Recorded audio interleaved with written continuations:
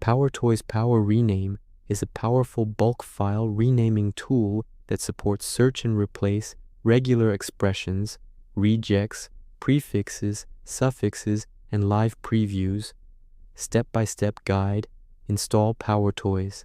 Download the latest version from the official Microsoft GitHub or Microsoft Store and install it. Enable Power Rename. Open PowerToys settings. Select Power Rename on the left. Toggle it on. Set it to appear in the default and extended context menu for easy access. Rename files. Open File Explorer and select the files or folders you want to rename. Use Ctrl+A for all.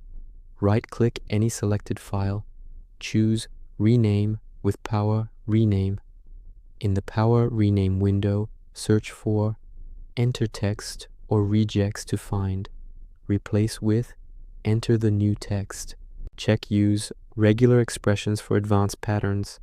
Toggle options like case sensitivity, include files, folders, or apply to subfolders.